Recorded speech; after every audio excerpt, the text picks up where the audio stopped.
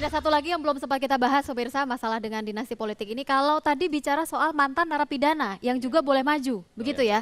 Nah, ini apakah memang menjadi masalah atau memang diperbolehkan? Walaupun sebelumnya Mas Wel? masalah politik dinasti tadi saya masih kurang puas ya. Oh. Tapi karena dua pakar hukum tata negara ini kayaknya senada, saya juga mau Saya puasin dikit. Oh, iya, boleh. Hillary Clinton itu calon presiden terkuat sekarang. Sedangkan suaminya adalah dulu bekas presiden. Iya. Udah ada jeda, Be. Tapi kan Udah sudah ada ada jeda. batas Oh, waktunya. baru nggak boleh. Justru itu. Masa Maksudnya- presiden dua. Enggak, maksudnya Maaf, setelah presiden nggak bisa Clinton, dua. istrinya langsung begitu, Be. Tapi nggak apa. Ini saya nih beberapa waktu yang lalu pernah gitu ya, saya meretweet akun tweet dari Hutomo Mandala Putra. Ya, waktu saya ada, menurut saya cukup bagus tweetnya waktu itu. Saya retweet, kemudian ada yang menghubungi saya. Mengajak saya untuk bergabung dalam komunitasnya untuk mendukung Hutomo Mandala Putra ini menjadi calon presiden. Langsung to the point pada waktu itu. Saya bilang, saya cuma meretweet, tapi untuk itu nanti saya Nanti belum bisa dulu. kasih jawaban. Ternyata gitu ya. Anda sudah bisa sekarang karena Anda menunggu keputusan Mahkamah Konstitusi. Ini terkait ya, jadi seperti kita tahu bahwa Mas Tommy ini kan dulu pernah tersangkut kasus pernah jadi terpidana. Sudah pernah. Gitu ya. Sudah selesai. Jadi disebut mantan. Berarti ada sekarang. peluang untuk maju sebagai calon presiden ya. Gitu. Hah? Kalau nggak salah keputusan Mahkamah Konstitusi itu untuk pilkada Ekuivalen Ekivalennya. dengan presiden. Jadi ntar boleh lagi juga. akan ke sana juga. ntar lagi. Belum tapi akan ke sana. Presiden juga tidak pernah dilarang. Semangat prinsipnya saya kira itu yang harus kita ambil. Tidak boleh orang dihukum berkali-kali. Iya. Dia sudah mengalami hukuman dan tidak boleh lagi dicabut dia dengan kematian perdata. Jadi menurut saya Mas Tommy Iya. silakan saja. Berarti boleh ya? Boleh, Sah-sah betul. saja ya. Iya, itu dialami ya pada waktu zaman Partai Masyumi menjelang Orde Baru. Mereka tidak bisa menjadi pengurus partai karena mereka adalah mantan dianggap orang penjara. Tapi setelah dikatakan bahwa mereka tidak pernah disidang. Oh, itu Ya yang kan, tidak lalu pernah. dibalik lagi ini anggota partai terlarang. Iya. Waktu kita katakan lagi bahwa Partai Masyumi nggak pernah dilarang membubarkan diri. Mati kata-kata tapi kalah kekuasaan, tetap aja mereka nggak bisa. Oke. Lalu berulang lagi pada anggota petisi 50. Dia mengalami berkedut kematian perdata yang disebut oleh Pak Yani tadi. Ini yang bagusnya keputusan tadi bahwa dari segi ini dulu orang mudah dibuang haknya, diabaikan haknya hanya karena dianggap narapidana. Tetapi harusnya juga dirinci narapidana apa kan begitu. Tapi yang Bapak sebutkan tadi kan itu adalah napi-napi politik, Boy, kasus-kasus politik kayaknya. Nah makanya saya minta klasifikasi juga sebagusnya narapidana Jadi apa. maksudnya Babe tidak Iya. semua narapidana atau Ya mantan kan, iya kan narapidana kalau diperbolehkan keputusan begitu untuk MK ikut. itu kan dia hanya prase saja. Ya. Jadi tidak ada memori fantulichting, tidak ada penjelasan. Umum tadi. Jadi umum saja bahwa narapidana oke. Nah tunggu dulu. Mestinya kan dibuat klasifikasi kan gitu Gimana ya. Bang Iman? Iya, Bang- jadi memang waktu zaman-zaman dulu itu negara itu bahasanya dia tidak ada paradigma edukasinya terhadap warga negara. Jadi negara itu memberi kekuasaan, siapa yang melanggar aturan yang dibuat oleh negara ketika itu pada satu tangan, maka itu dia harus digebukin. Pokoknya dibuat jera dia dulu itu agar yang lain ketakutan. Dicabut, pokoknya dibuatlah supaya masyarakat takut. Itulah namanya efek penjeraan dulu itu ya. Yang sampai sekarang sering masih menjadi dipakai-pakai orang-orang sekarang ketika marah terhadap pelaku kejahatan. Tapi kemudian negara prinsip konstitusional demokrasi berubah. Di situ nggak bisa lagi, negara itu nggak bisa menggunakan cara-cara dulu. Dia punya perangkat-perangkat yang harus mengedukasi warga negara yang tadinya dianggap kotor, dicuci bersih di situ, tadinya dianggap sakit, disembuhkan dia di situ. Jadi paradigmanya begitu, tidak lagi melihat pelaku kejahatan itu sebagai musuh dia di situ, tapi dianggap orang sakit yang harus disembuhkan. Ketika dia sembuh, pulih lagi haknya. Itulah namanya konsep pemasyarakatan di situ. Jadi tidak ada lagi orang dihukum itu dengan paradigma penjeraan itu negara malas namanya seperti itu. Negara malas tuh. Dia hukum orang supaya yang lain ketakutan, nggak begitu. Dihukum orang supaya itu dicuci bersih. Yang tadinya kita hukum dia 20 tahun, dimasukkan dia di pemasyarakatan. Oleh hakim bilang, ini 20 tahun baru bersih, dimasukkan pemasyarakatan. Ternyata 10 tahun udah bersih dia. Udah keluarin aja daripada kita bayar. Ini dia menarik di situ. ya karena paradigma pemasyarakatan lalu dikaitkan dengan keputusan Mahkamah Konstitusi itu. Bayangan saya juga begitu, Wel. Jadi misalnya ada ya dulu Menteri Kelautan misalnya. Lebih banyak karena urusan dia lebih banyak melawan proses birokrasinya, tapi tidak menguntungkan diri sendiri, yang diuntungkan misalnya nelayan dan segala macam. Tapi lalu masuk pesantren itulah gitu ya, kan akhirnya sesudah keluar dari pemasyarakatan, dia bisa juga ya dalam konteks pemahaman yang sama seperti keputusan MK ini bisa juga menduduki jabatan publik lainnya ya. Mendahului maksudnya. Iya. Sangat Mas. bisa. Bisa ya dalam Sangat konteks bisa. dalam Sangat konteks bisa seperti itu karena kita anggap dia udah menjalani proses pemasyarakatan, dia sudah pulih haknya, negara mengeluarkan dia di situ, bahwa kemudian ada desas-desus dia itu soal lain. Tapi kepastian misalnya ada orang oh dia begini-begini itu kan desas-desus. Enggak jelek, Kan? cuma dia kalah bersaing dengan Susi. Karena Susi kan lebih penampilannya kan. Hai nelayan, jangan nangkap ikan yo. Jadi kan Rohmin saya kenal orangnya lemah lembut. Iya, saya ke Pak Margarito dulu ya. Ketika tadi Bang Irman ngomong, saya agak susah menafsirkan wajahnya Pak Margarito, setuju atau enggak gitu. Dengan apa yang dijelaskan menjadi tadi. saksi ahli dalam kasus ini dan saya setuju. Setuju? Saya setuju. Saya menjadi saksi ahli dalam perkara ini. Begitu itu. Dan saya bilang, apa dasarnya menghukum orang terus-menerus? Bukankah masa menghukum itu ada batasnya dan orang sudah selesai melaksanakan hukuman? Apa dasarnya Anda menghukum lagi? Ya. Begitu. Kalau Anda ingin menghukum lagi, kenapa tidak cabut saja? Apa mencabut saja mencabut hak politik oleh politiknya. pengadilan? Kecuali dinyatakan dicabut hak politiknya. Dicabut hak gitu politik ya. misalnya dengan pada batas waktu tertentu misalnya. Itu satu. Ada loh. Beberapa yang dicabut.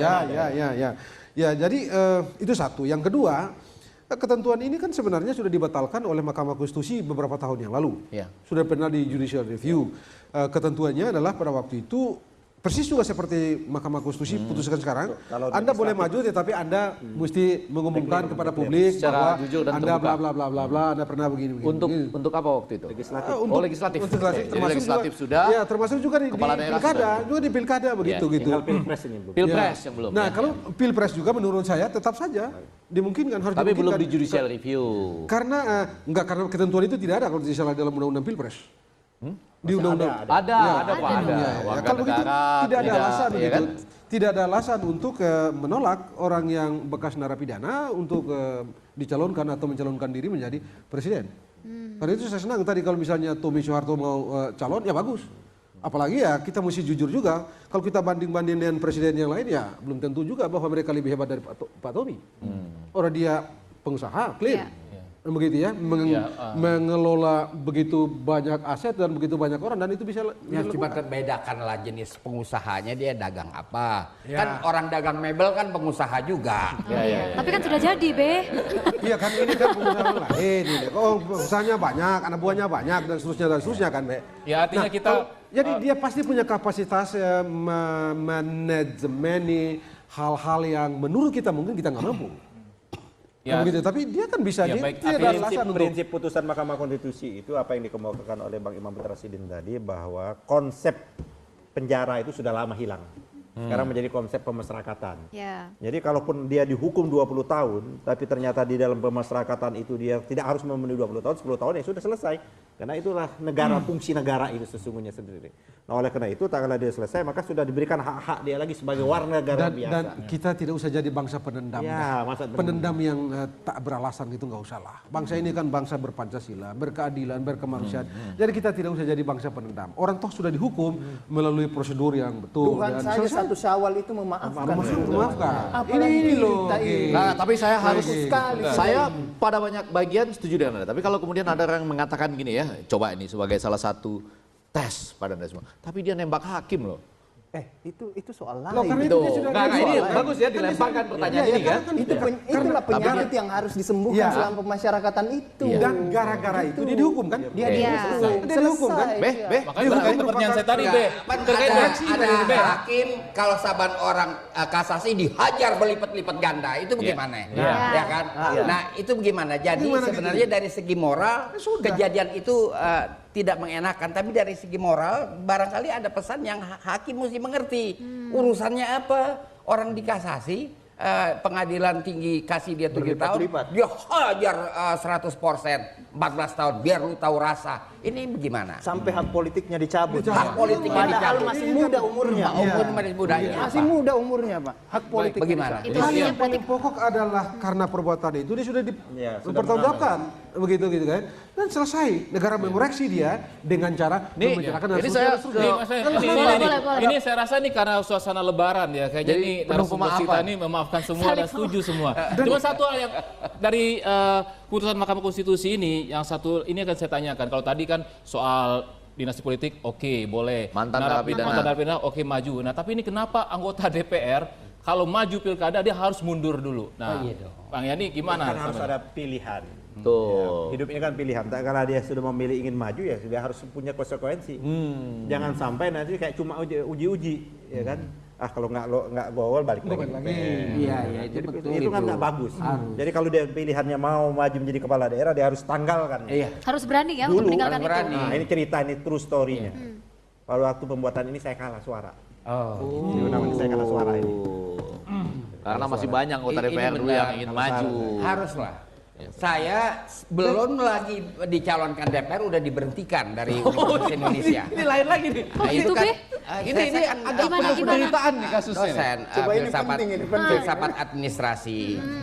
Terus kata guru besar, ajukanlah ke proses untuk pegawai negeri, PNS, kan gitu, dosen tetap. Tahu-taunya itu waktu dekannya Miriam Budiarjo dikembalikan. Dia dengar desas-desus, saya mau jadi P3. Benar belum? Tapi isu kan rame. Saya mau ke P3, dihajar saya. Ya kan? Gagal dong, Be.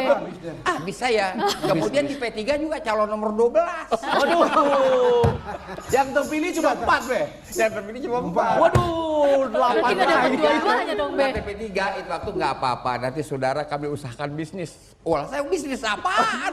Usahakan bisnis saya dibujuk-bujuk. Nggak, sama saya P3. saya tahu. Dulu tuh P3 udah tahu bisnisnya apa, Bel. Bisnis batu akik. Itu batu akiknya tuh, Be.